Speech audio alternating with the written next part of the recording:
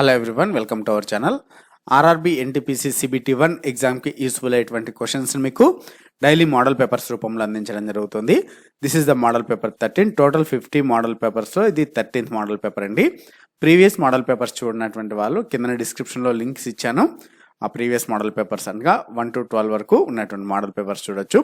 అలానే ప్రతి మోడల్ పేపర్లో ఇచ్చేటువంటి క్వశ్చన్స్ అన్ని కూడా మీకు ప్రీవియస్ ఎగ్జామ్స్లో అడిగినటువంటి క్వశ్చన్స్తో పాటుగా లేటెస్ట్ ఇంపార్టెంట్ కరెంట్ అఫైర్స్ను కూడా ఇందులో మీకు యాడ్ చేయడం జరుగుతుంది. కాబట్టి don't miss it. This 50 model papers, this is 100% helpful for the RRB NTPC CBT 1 exam. 2025లో నిర్వహించబోయేటువంటి సిబిటి 1 ఎగ్జామ్కి చాలా యూస్ఫుల్ అవుతాయి.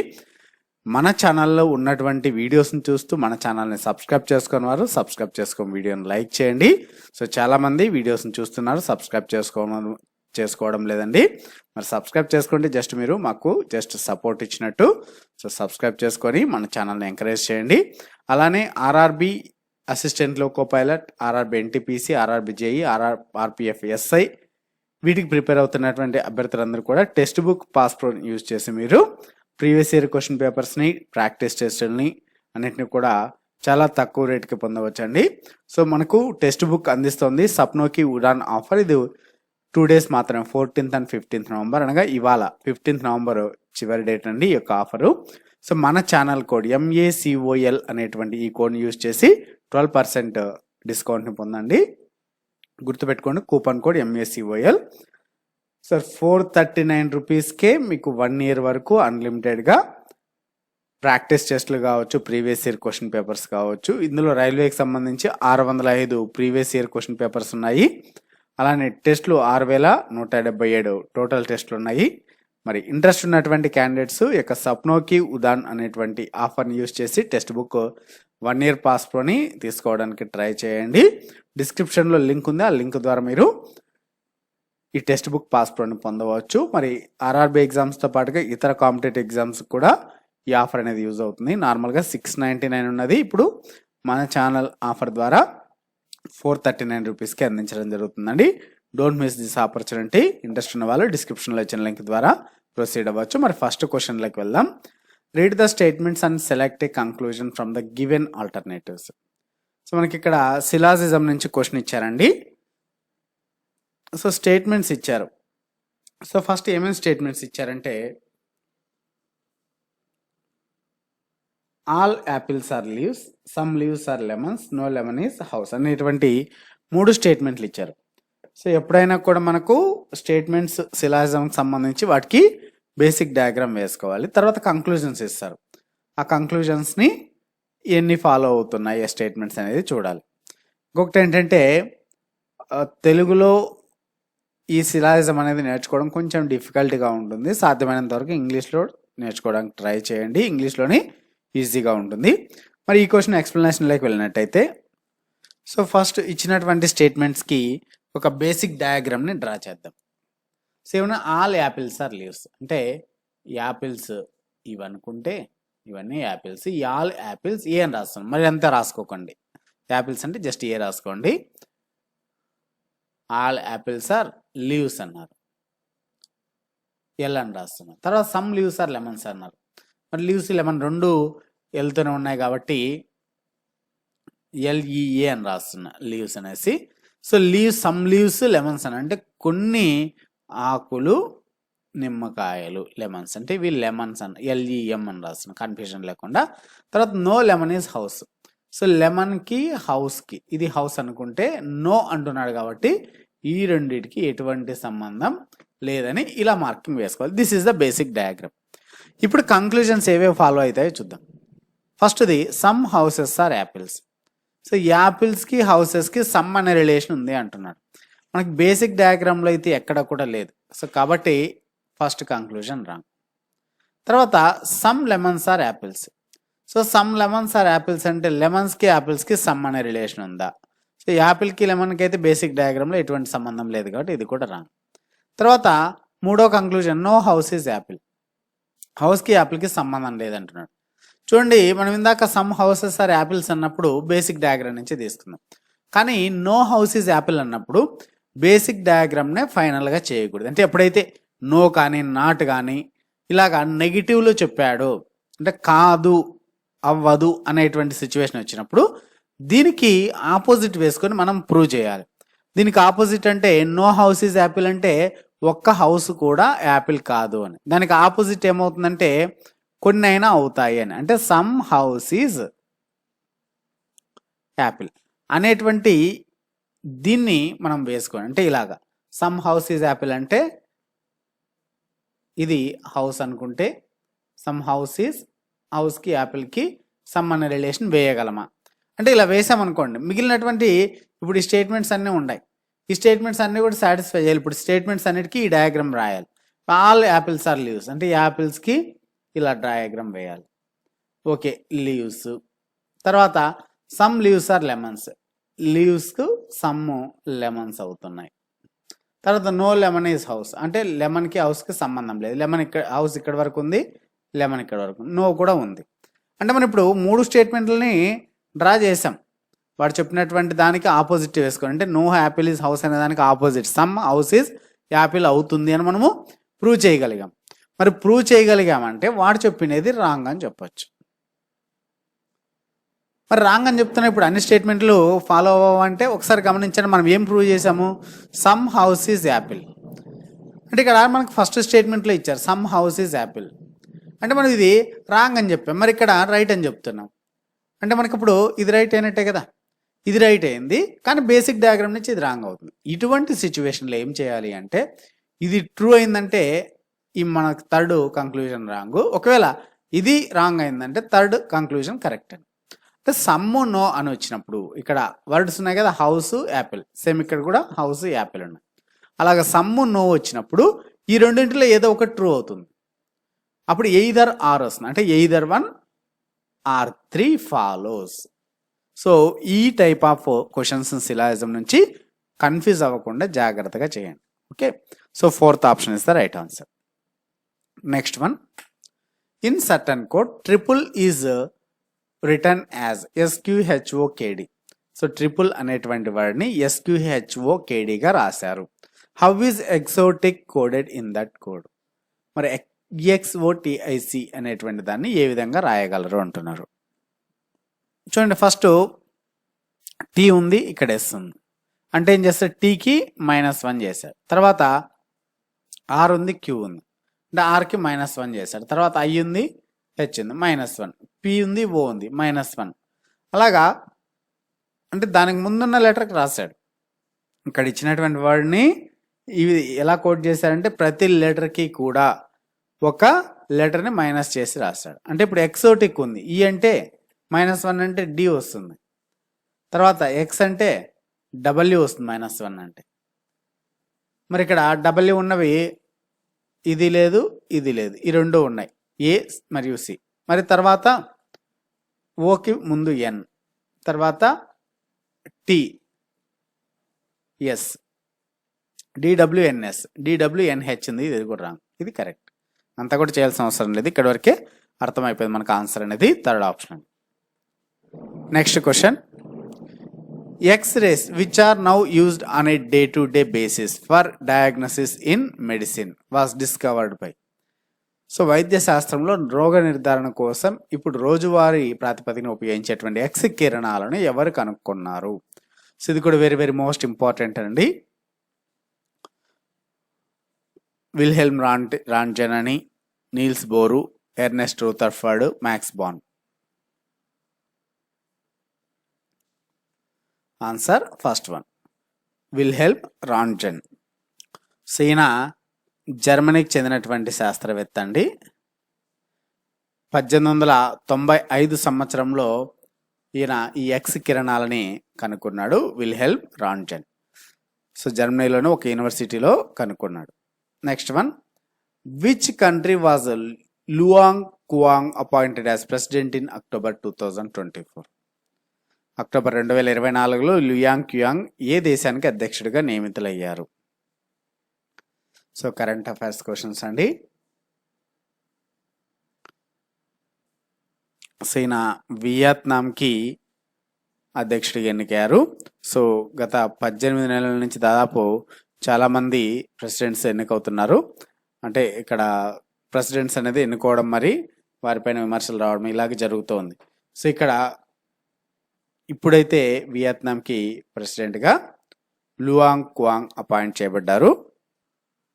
అలానే రీసెంట్గా జపాన్కు కూడా కొత్త పిఎం వచ్చారు, షిగేరు ఇషిబా.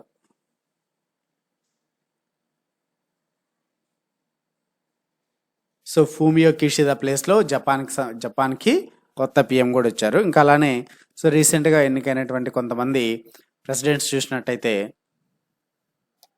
అనురా కుమార దిస్సనాయకే. సో వీరు వచ్చేసి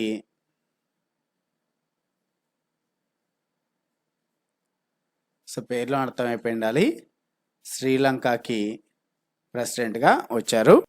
9th ప్రెసిడెంట్గా శ్రీలంకకి ఎన్నికయ్యారు. సో రానిల్ విక్రమసింఘే ప్లేస్లో శ్రీలంక ప్రెసిడెంట్గా ఎన్నికయ్యారు అనురా కుమార దిస్సనాయకే. అలానే జాఫర్ హాసన్. సో జాఫర్ హాసన్ వచ్చేసి జోర్డాన్కి ఎన్నికయ్యారు. మరి జోర్డాన్కి ప్రైమ్ మినిస్టర్గా ఎన్నికయ్యారు జాఫర్ హాసన్. సో రీసెంట్గా ఎన్నికైనటువంటి కొంతమంది ప్రెసిడెంట్స్ వీళ్ళు వివిధ దేశాలకి. నెక్స్ట్ వన్, సో సింప్లిఫై చేయమంటాను 5x of x + 2 + 4x. So దీన్ని క్యాల్కులేట్ చేస్తే 5x × x 5x² + 5x × 2 అంటే 10x + 4x అంటే ఏమవుతుంది 5x² + 10x + 4x 14x. Simple అండి, చాలా ఈజీగా ఉంది. 4th one. Next one, in a computer what is the name of the high speed memory used. So కంప్యూటర్స్లో హై స్పీడ్ మెమరీని దేనిగా వాడతారు, దేన్ని హై స్పీడ్ మెమరీగా వాడతారంటే క్యాష్ మెమరీనండి. సో క్యాష్ మెమరీనే హై స్పీడ్ మెమరీగా యూజ్ చేస్తారు. నెక్స్ట్ వన్, ఇంకోటి ర్యామ్ అంటే ర్యాండమ్ యాక్సెస్ మెమరీ, బయాస్ అంటే basic input output settings, hard disk అనేది permanent storage place. Next one, a shop keeper cheats to the extent of 11% while buying and selling fruits by using tempered weights. Is total gain in percentage. ఒక దుకాణదారుడు పండ్లను కొనుక్కునేటప్పుడు లేదా కొనుక్కునేటప్పుడు మరియు విక్రయించేటప్పుడు తారుమారు చేసినటువంటి తూకాలను ఉపయోగించడం ద్వారా 11% వరకు మోసాలు చేశాడు అంటున్నాడు. అయితే మొత్తం అతనికి ఎంత పర్సెంటేజ్ లాభం వచ్చినట్టు అంటున్నాడు, చూద్దాం మరి. సో సింపుల్గా ఏం లేదండి, 11% మోసం చేశాడు. ఎప్పుడు కొనేటప్పుడు అమ్మేటప్పుడు. సో కాబట్టి మరి ఇంకొక 11% లాభం వచ్చింటుంది అమ్మేటప్పుడు. అయితే ఆ మోసం చేసిన దానిపైన కూడా 11% వచ్చింటుంది కదా, అంటే 11%లో 11% మళ్ళీ ఇది క్యాలిక్యులేట్ చేసిన అంటే అది ఆన్సర్ అవుతుంది. 11 ఎంత 22 ప్లస్ 11² ఎంత 121 డివైడెడ్ బై 100 అంటే 1.21 అవుతుంది. 22 ప్లస్ 1.21% అంటే ఎంత అవుతుంది 23.21% మొత్తం అతనికి లాభం వచ్చినట్టు.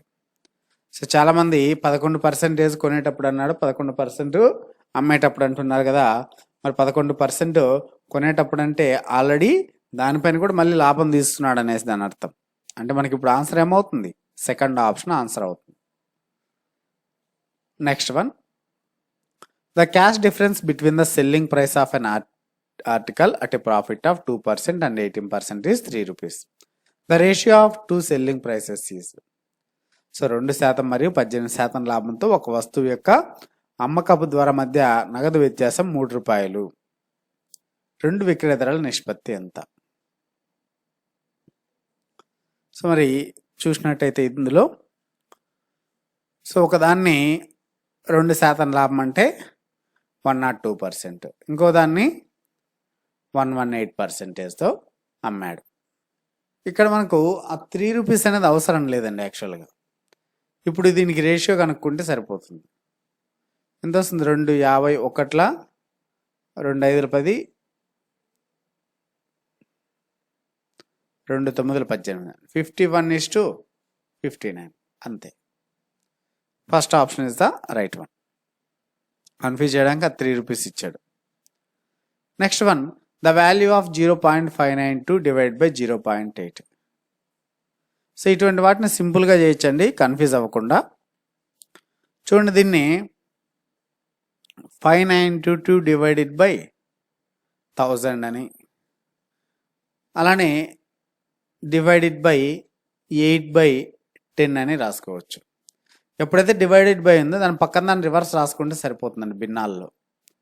592 డివైడ్ బై 1000 ఇంటూ 10/8 అవుతుంది. ఇంటూ రాసుకుంటే రివర్స్లో వస్తుంది.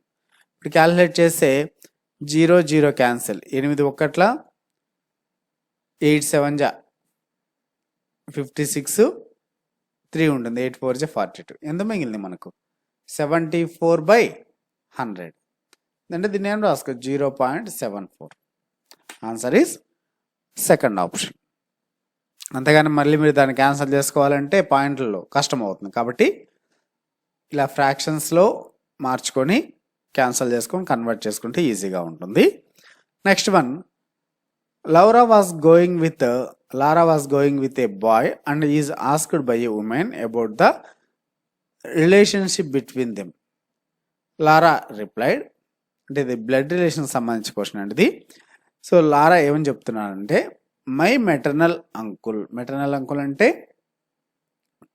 మదర్ యొక్క బ్రదర్ అని.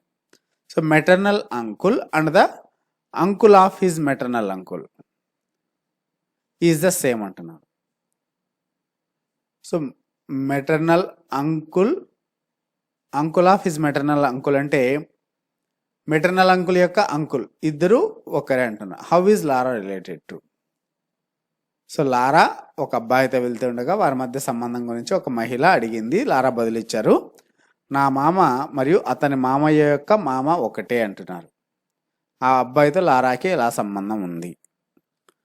సో ఇప్పుడు లారా ఇక్కడ ఉన్నారనుకుందాం. సో లారా యొక్క మెటర్నల్ అంకుల్ అని రాస్తున్నాను. సో లారా యొక్క మెటర్నల్ అంకుల్ అంటే మదర్ యొక్క బ్రదర్. తర్వాత uncle of his maternal uncle. So uncle of his maternal uncle అంటే మెటర్నల్ అంకుల్ యొక్క అంకుల్ ఎవరు? ఇక్కడ బాయ్ యొక్క మెటర్నల్ అంకుల్ యొక్క అంకుల్. మెటర్నల్ అంకుల్ యొక్క అంకుల్ అంటే ఇతనే అవుతాడు. ఇద్దరు ఒక్కటే అంటున్నారు. అంటే ఇలా వస్తుంది మనకు డయాగ్రామ్. మై మెటర్నల్ అంకుల్ అంటే లారా యొక్క maternal uncle and the uncle of his maternal uncle. His అంటే ఎవరు? బాయ్. సో ఈ బాయ్ యొక్క మెటర్నల్ అంకుల్ యొక్క అంకుల్ అంటే ఇతనే అవుతాడు. ఇద్దరు ఒక్కటే అంటున్నారు. సో కాబట్టి ఇప్పుడు how is Laura related to that boy? So ఇప్పుడు లారా బాయ్కి ఏమవుతారు అంటే, ఇక్కడ లారా యొక్క జెండర్ని డిసైడ్ చేయలేం.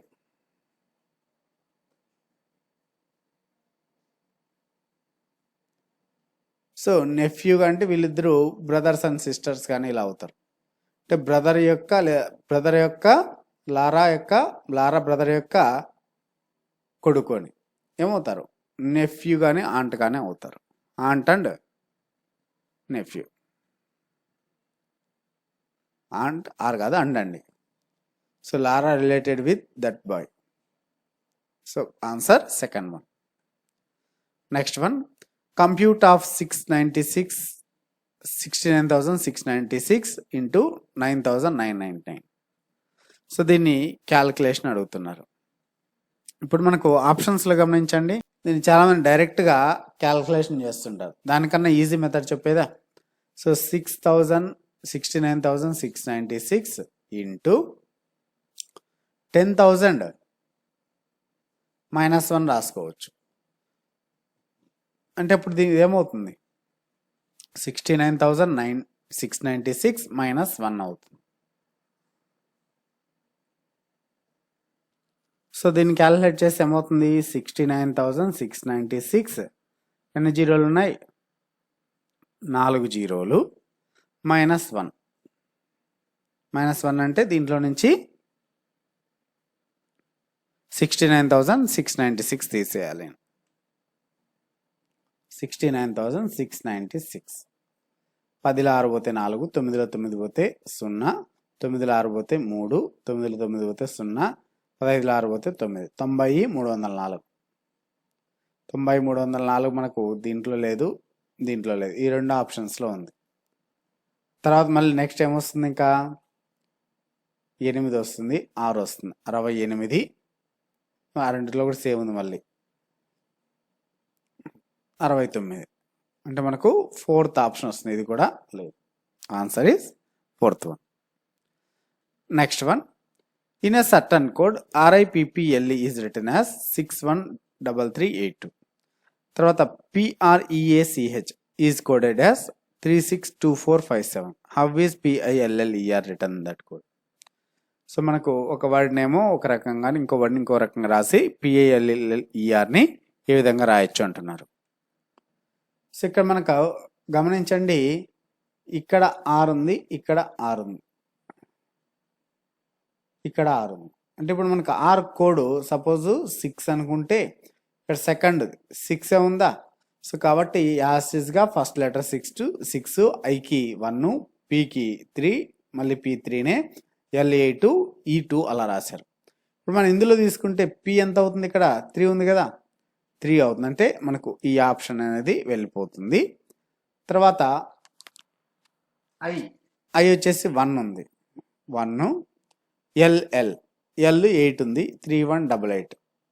సో 3188 అంటే ఇది కూడా పోయింది. నెక్స్ట్ ఏముంది? ఈ అంటే 2 ఉంది, అంటే ఇది కూడా వెళ్ళిపోయింది. Answer first one. ఇంకా లాస్ట్ కంపల్సరీ 6 ఇంకా 6. Next question, A flask has 2 holes. The first hole alone makes the flask empty in 9 minutes and second hole alone makes the flask empty in 16 minutes. If water leaks out at a constant rate, how long in minutes does it takes if both the holes together empty the flask? So ఒక ఫ్లాస్క్కి 2 రంధ్రాలు ఉన్నాయన్నారండి. Flask అని ఇచ్చాడు, మనం ఏదైనా అనుకోవచ్చు, ఒక drum అనుకోవచ్చు, ఒక ట్యాంక్ అనుకోవచ్చు, ఏదైనా కావచ్చు అండి. ఒక దాంట్లో ఒక దానికి 2 రంధ్రాలు ఉన్నాయి, ఒక ఫ్లాస్క్కి అని. 1వ రంధ్రం మాత్రం ఫ్లాస్క్ని 9 నిమిషాల్లో ఖాళీ చేస్తుంది. అంటే మొదటి రంధ్రమే 9 నిమిషాలు పడుతుంది మొత్తం అందులో ఉన్నటువంటి ద్రవాన్ని ఖాళీ చేయడానికి. 2వ రంధ్రానికి మాత్రం 16 నిమిషాలు ఖాళీ చేస్తుంది. సో 2వ రంధ్రం అయితే 16 నిమిషాలు పడుతుంది అంటున్నాను ఖాళీ చేయడానికి. అయితే నీరు స్థిరమైన వేగంతో లీక్ అయితే 2 రంధ్రాలు కలిసి ఫ్లాస్క్ను ఖాళీ చేస్తే ఎన్ని నిమిషాల్లో? అంటే మొదటి రంధ్రం 2 రంధ్రం కలిసి 2 ఒకటేసారి ఓపెన్ చేస్తే ఎన్ని నిమిషాల్లో ఖాళీ అవుతాయి అంటున్నారు. చూడండి, ఫస్ట్ హోల్కి ఎంత పడుతుంది అంటున్నాడు? 9 minutes అంటున్నాడు. మరి ఫస్ట్ హోల్ 1 minute ఎంత పడుతుందంటే 1/9 పార్ట్ ఖాళీ చేస్తుంది. అదే సెకండ్ హోల్కి వచ్చేసి 16 minutes అంటే 1 minute 1/16 పార్ట్ని ఖాళీ చేస్తుంది. ఇప్పుడు రెండింటిని ఓపెన్ చేస్తే అంటే 2 కలిసి పని చేస్తాయి, అంటే 1/9 + 1/16. సో దీనికి LCM 16 9 144. సో 16 1 16 క్రాస్ 9 1 9 1 9 16 1 9 ఎంత అవుతుంది?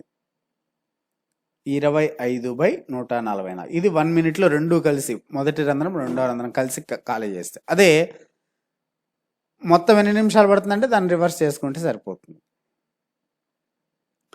అంటే ఇది 25, 5ల 125 ఎంత ఉంటుంది? ఇంకా 19 ఉంటుంది. సో 5 19/25 అవుతుంది. అనగా fourth option is the right one.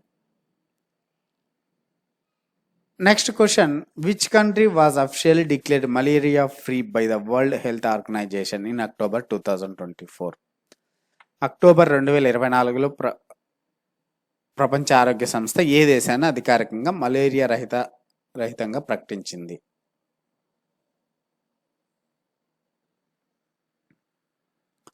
Answer first one, Egypt. First option Egypt is the right answer. మరి ఈజిప్ట్ క్యాపిటల్ ఏంటి? ఈజిప్ట్ క్యాపిటల్ వచ్చేసి కైరో. Egypt currency pound. మరి ఈజిప్ట్ ప్రస్తుత president Abdel Fattah al CC.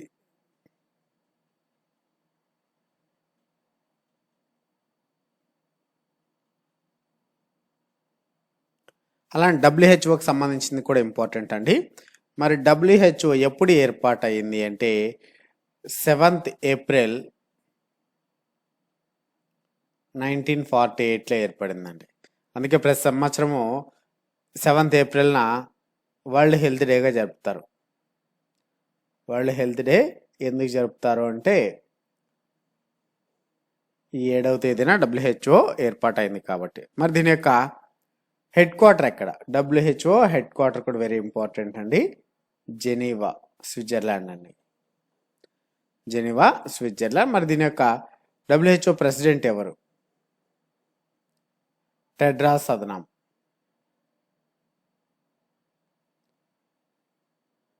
So president of the WHO. Next question, which of the following is a tsunami warning sign? So tsunami హెచ్చరిక ఏది? Answer third one, water falling back quickly from the beach.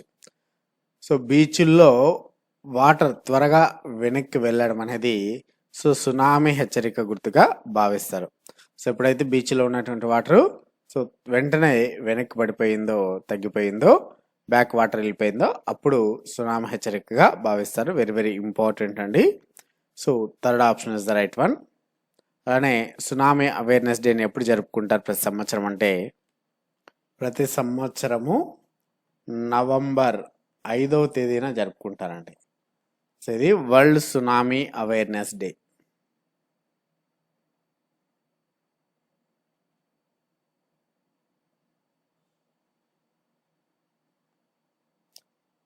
November 5th. Next one, answer the questions based on the below information. If plus is into, minus is plus, into is divided by and divide by is minus, then 6 + 7x, 7 × 3 - 8 divide by 20. So ఇక్కడ ఒక equation అయితే ఇచ్చారంటున్నారు. దానికి so కొంచెం సమాచారం ఇచ్చారు. అంటే plus అంటే into అని, మైనస్ అంటే ప్లస్ అని, ఇంటూ అంటే డివైడ్ బై అని. సో ఇలాగా రాసుకుంటే ఆ ఈక్వేషన్ యొక్క రిజల్ట్ ఏమొస్తుంది అంటున్నారు.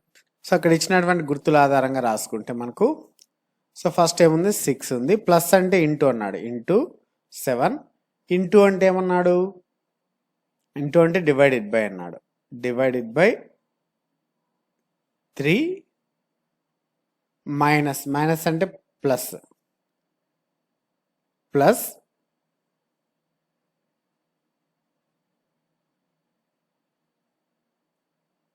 8 డివైడెడ్ బై అంటే ఏమన్నాడు, మైనస్ అన్నాడు, -20.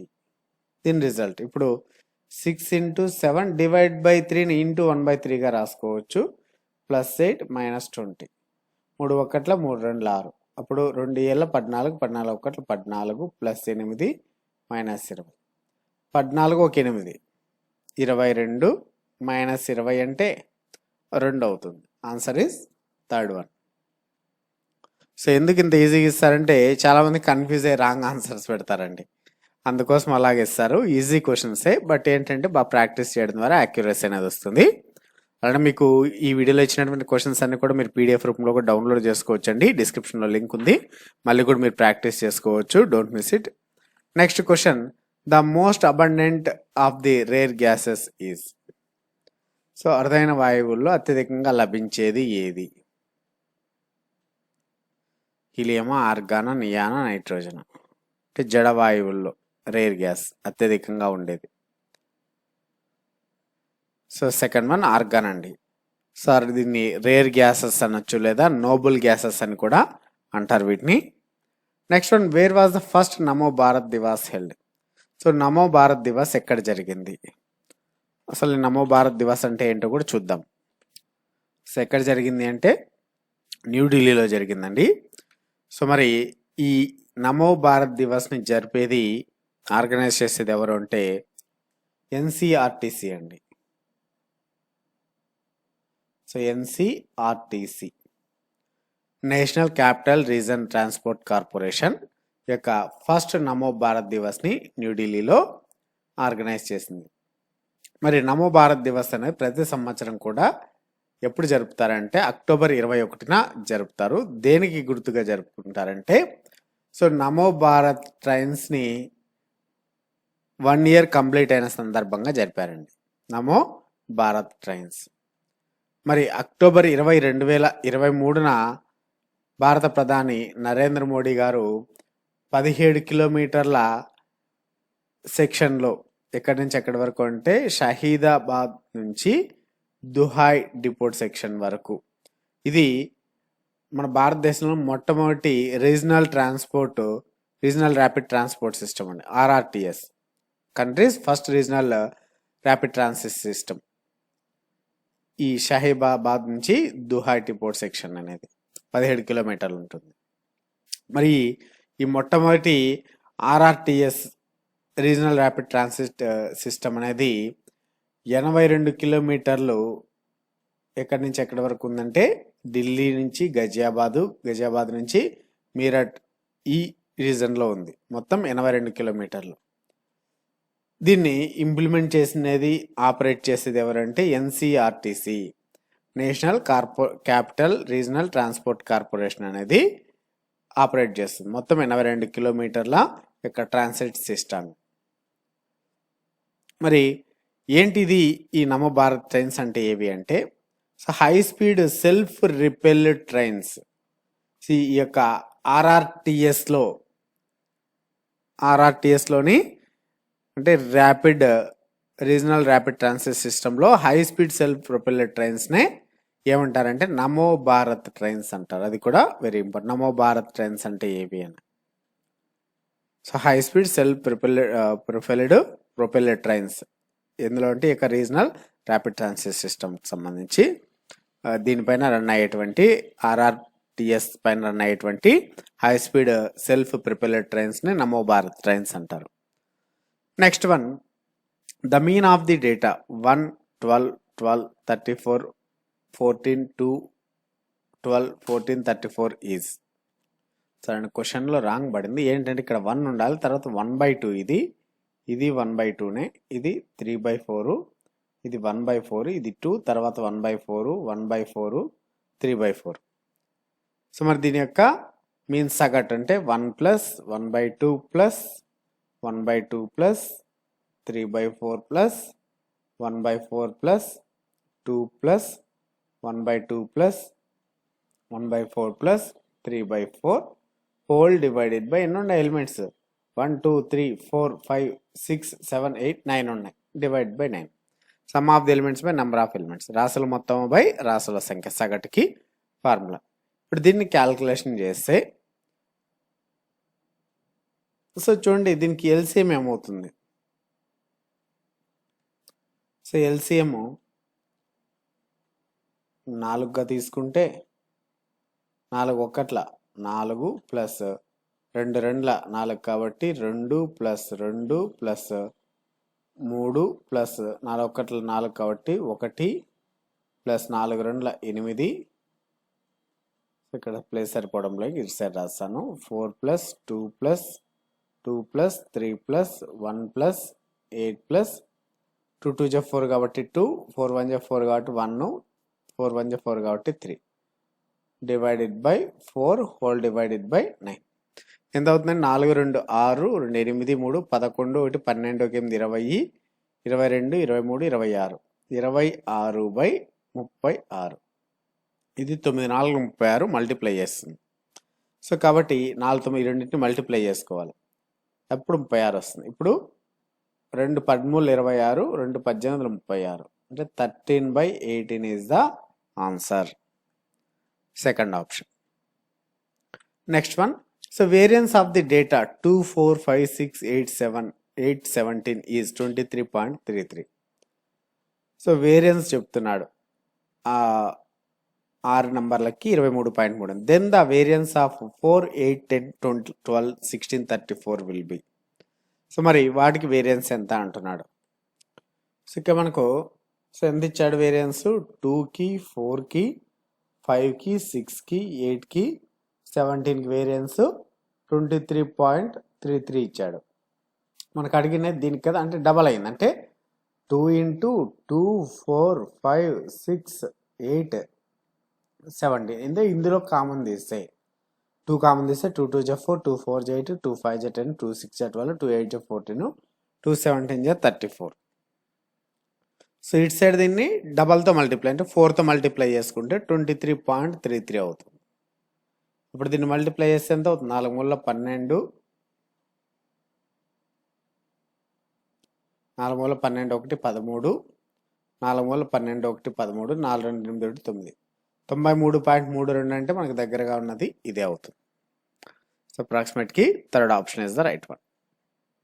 Next one, mister Mahesh sold a bus for 22,100 with a loss of 15%. At what price should the bus be sold to get a profit of 15%? Mahesh ఒక బస్సుని 15% నష్టంతో 22,100 రూపాయలకి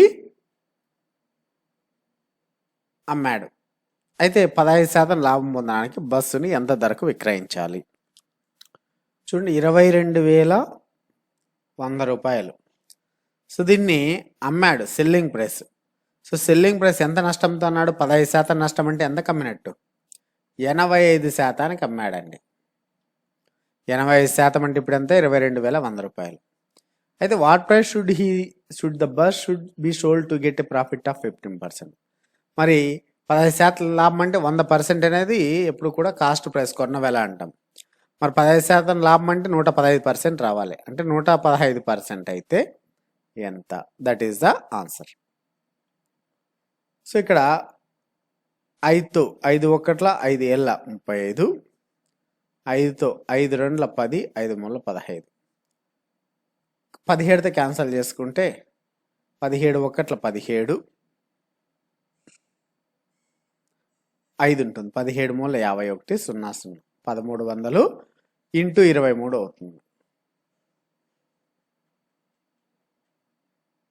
0 0 3 3 9, 3 1 3, 0 0, 2 3 జా 6, 2 1 జా 2 అవుతుంది. 0 0 9 9 2, 2 9 9 0. Fourth option is the right answer. Next one, read the statements and select a conclusion from the given alternatives. So ఇక్కడ statements ఇచ్చారు, conclusions ఇచ్చారండి syllogism నుంచి. సో స్టేట్మెంట్స్ ఇక్కడ ఉన్నాయి. సో ఇక్కడ ఇంగ్లీష్లో ఎందుకు ఇచ్చారంటే ఆల్రెడీ స్టార్టింగ్ క్వశ్చన్లో చెప్పాను, సిలాజిజం అనేది మోస్ట్లీ ఇంగ్లీష్లో నేర్చుకోవడానికి ట్రై చేయండి, తెలుగులో డిఫికల్ట్గా ఉంటుందండి. కంక్లూజన్స్ ఇక్కడ ఇచ్చారు. సో ఫస్ట్ ఈ స్టేట్మెంట్స్కి మనము డయాగ్రామ్ వేద్దాం, basic diagram. All pens are pencils అన్నారు. ఆల్ పెన్స్ అంటే ఇవి pens, all pens are pencils, ఇవి పెన్సిల్స్. తర్వాత సమ్ పెన్సిల్స్ ఆర్ ఎరేజర్స్, ఈ పెన్సిల్స్లో కొన్ని పెన్సిల్స్ ఎరేజర్స్ అంటున్నాడు. తర్వాత సమ్ ఎరేజర్స్ ఆర్ రోప్స్, ఈ ఎరేజర్స్లో కొన్ని ఎరేజర్స్ రోప్స్ అంటున్నారు. తర్వాత ఆల్ రోప్స్ ఆర్ టెంట్స్ అన్నారు. అయితే ఈ రోప్స్ అన్నీ కూడా టెంట్స్ అంటున్నాడు, టీ అని రాస్తుంది. సో ఇవి ఇచ్చినటువంటి స్టేట్మెంట్స్కి బేసిక్ డయాగ్రామ్. ఇప్పుడు కంక్లూజన్స్లోకి వెళ్తే ఫస్ట్ కంక్లూజన్ ఏమంటే సమ్ టెంట్స్ ఆర్ ట్రామ్స్ అన్నాడు.